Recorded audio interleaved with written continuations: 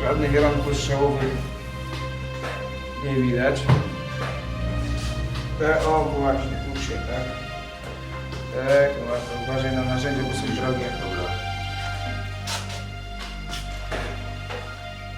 Zobaczcie panowie, no, nic nie widać, żadnych tutaj śladów duszenia. O, twarz. Nagrywaj. Światło, przybliż światło. Widzicie panowie?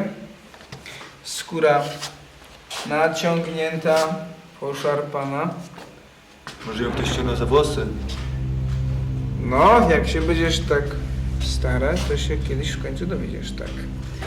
Na pewno była ciągnięta za włosy i stawiała opór. Tak. Dam sobie ręce uciąć, że ten, kto jej to zrobił, to ją nie znał, ani ona jego chyba też.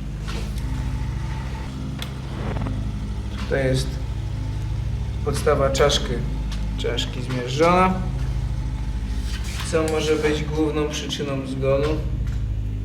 Na pewno dostała jakimś tępym narzędziem w tył głowy.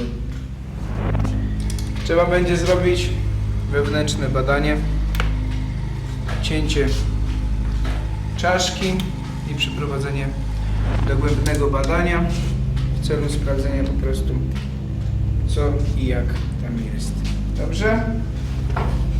No to panowie, do dzieła. No, widzisz Adrianku? Teraz sobie będziemy ciąć. W którym miejscu? Widzisz, tak jak ci powiedziałem, wzdłuż tutaj części wzdłuż części czołowej do części potylicznej No. musisz takie ładne kółeczko sobie trzeba wykroić, wiesz? Żeby dojść do tego dołu. Dobra. To trzeba potem będzie łyżeczką czy czymś tam zaraz zobaczę. wyciągniemy.